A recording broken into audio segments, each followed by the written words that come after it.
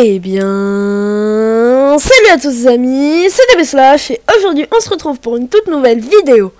Mais avant, j'aimerais remercier Dia1809 pour son commentaire qui m'a permis de faire Jiren aujourd'hui. N'hésitez pas à faire un petit tour sur sa chaîne qui est en description, ça nous fera plaisir à tous. Allez, boum, une petite intro.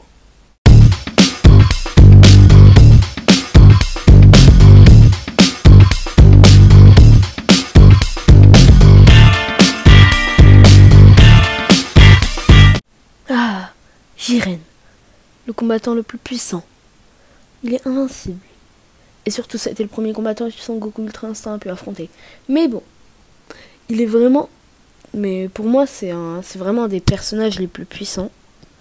C'est vraiment dommage en vrai qu'il ait apparu vers la fin. Parce que s'il était apparu plus tôt, il aurait pu se passer beaucoup plus de choses. Surtout de 1 qu'on aurait pu voir, je pense, tous les Pride Troopers. Parce que oui, il faut savoir que Jiren, c'est une sorte de super-héros dans son univers, qui est l'univers 11. Et les Pride Troopers, c'est les super-héros de cet univers. Donc ouais, on en connaît 10 sûrs. Les 10 qui sont participés au tournoi du pouvoir. Mais bon, je pense qu'il y en a plein d'autres, mais on les connaît pas. Si vous voulez, je peux vous dire les 10, mais on connaîtra pas toujours les autres, quoi. En premier, il y a Cocotte, une guerrière beaucoup trop confiante, surtout avec son bouclier, le Cocotte Zone. Ensuite, il y a Dispo, un guerrier super rapide, et surtout le troisième guerrier le plus fort des Pride Troopers, et je pense aussi de l'univers 11. Après Jiren, bon, on va mieux en parler plus tard. Ensuite, c'est Casral, c'est le sous-chef des Pride Troopers. Il est beaucoup trop confiant de ses capacités, jusqu'à vraiment affronter C17 et C18 en duel lui tout seul. Après, c'est Ketol. Il est très fier de ses capacités, mais vraiment moche. Après, c'est Quincy.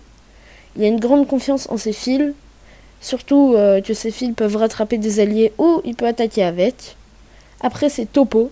C'est le chef des Pride Troopers et le deuxième guerrier le plus puissant de l'univers 11. Après, c'est Tupper, une sorte d'arbre, même si bon, il est puissant, mais moche. Après, c'est Vuon, un dinosaure très nul, vu que ça a été le premier des Pride Troopers à tomber. Et le dernier, c'est Zoaré, le plus petit, mais le plus fort. Enfin, le plus fort, non, mais il est assez fort, jusqu'à faire mal à Goku ou à bloquer des coups de caulifla. Bon, en tout cas, Jiren, c'est pas vraiment une brute sans cervelle comme Janemba ou je sais pas, ou Boo. Non, Jiren, il est vraiment posé, calme. Si tu commences à l'attaquer, il va te regarder, mais vraiment comme si son regard, il te dit un truc. Il te dit, si tu bouges encore vers moi, je te tue. Donc l'autre, il va direct partir. Et c'est pour ça qu'il n'a pas eu beaucoup de personnes qui ont voulu l'affronter.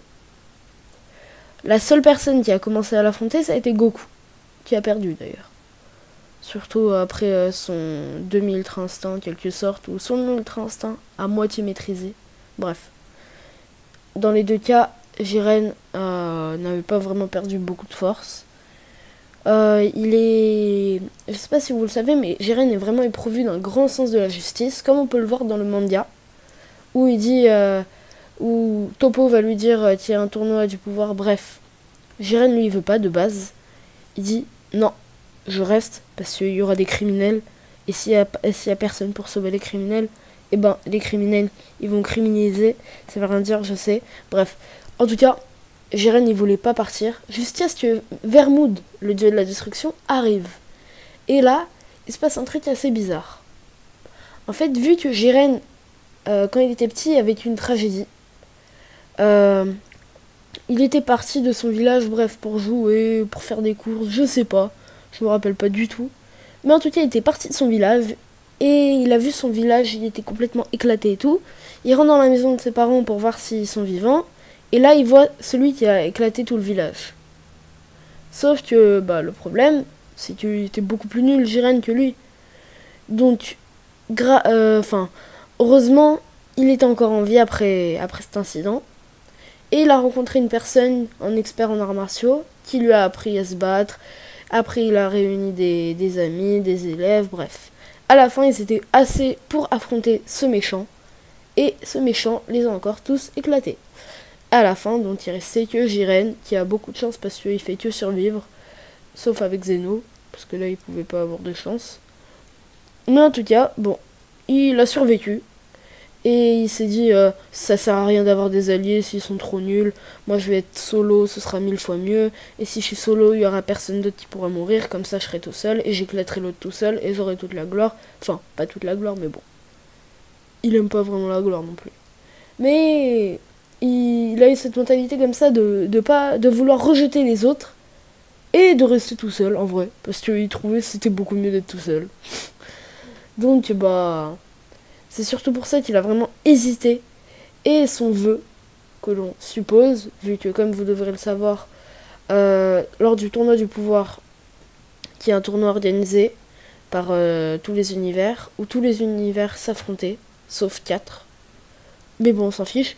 Il y avait une récompense. Celui qui gagnait les Super Dragon Ball, qui permettaient de faire n'importe quel vœu. Et Jiren, lui, son vœu, comme vous pouvez le penser, c'est retrouver le tueur de son village. Sauf que, bah, le problème, c'est qu'il n'a pas gagné. C'était C17 qui a gagné. Et donc, il n'a pas pu avoir son vœu. C17 lui a fait un vœu un peu plus intelligent, ressusciter tout le monde. Et c'est ce qui a été fait. Donc, en vrai, Jiren, au revoir. Maintenant, je vous ai parlé de Dragon Ball Super. Mais je vous ai pas encore parlé de Super Dragon Ball Heroes. Parce qu'il est apparu dans le 9e épisode, qui est censé être un des meilleurs épisodes de Super Dragon Ball Heroes. Donc il s'est battu contre Kumba. Kumba il dit on est de force égale, il sera sûrement Super Saiyan Kumba. Jiren il lui en met une, bref. En fait ils sont pas du tout de force égale. Mais bon. Ensuite t'as le boss qui s'appelle Hirt, celui qui veut en fait tuer qui veut tuer les rois Zeno. À la fin de l'épisode, il lui dit j'ai envie de t'affronter. Et là, c'est vraiment là que maintenant que l'épisode il se termine. Et c'est à ce moment-là où j'ai voulu tout casser.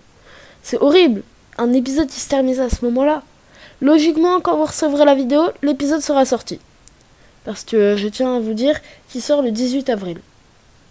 Donc au moment où je tourne, il n'est pas encore sorti. Il doit sortir bientôt là. Mais bon. Je l'attends aussi. Sûrement la prochaine vidéo, si c'est une vidéo Dragon Ball, j'en parlerai un petit peu. Mais là, je pourrais pas vraiment en parler. Mais par contre, Jiren pour moi, vraiment... Non, vraiment, c'est pas un personnage bizarre. C'est pas un personnage méchant non plus. Il a eu un but. Pour le coup, c'est pas comme tous les méchants qui avaient leur but, c'était de dominer le monde, tuer, ils aimaient bien. Jiren, non, c'est pas ça. Jiren était vraiment... justice. Je trouve vraiment c'est un super personnage. Il est vraiment énigmatique. Genre, on a envie de savoir un peu ce qui se cache derrière lui. Parce qu'on connaît pas encore vraiment toute l'histoire. On sait pas c'était qui déjà le méchant. Il y a eu des théories comme quoi c'était Moro. Moro qui va d'ailleurs apparaître dans Dragon Ball Super 2 qui sort en juillet. Petit spoil. Et non, en août peut-être. Et donc, en tout cas, il y a beaucoup de monde qui pense que c'est Moro. Même si, bon, je pense pas trop, parce que Moro... Ah bon, vous comprendrez plus tard.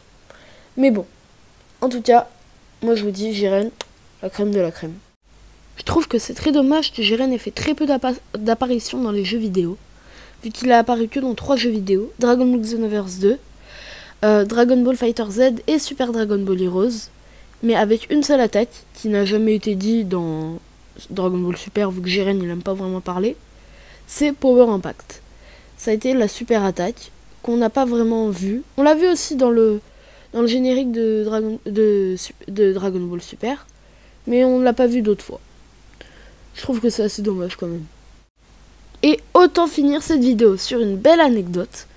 Est-ce que vous savez que dans le trailer de Dragon Ball Super, celui qui devait être là au conseil des dieux de la destruction, c'était pas censé être Toppo, mais c'était censé être Jiren. On voyait bien sa peau grisâtre dans l'accoutrement qu'il avait Toppo. Finalement, ça a été Toppo, je sais pas pourquoi, mais de base c'était Jiren.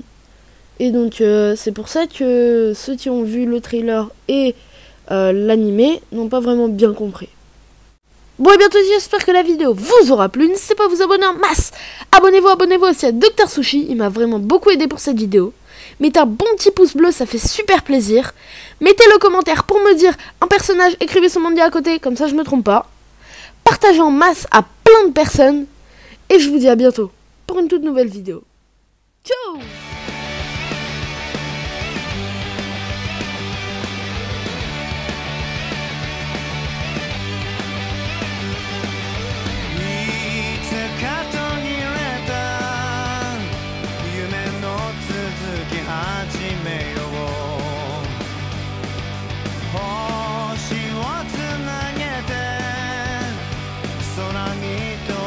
Ka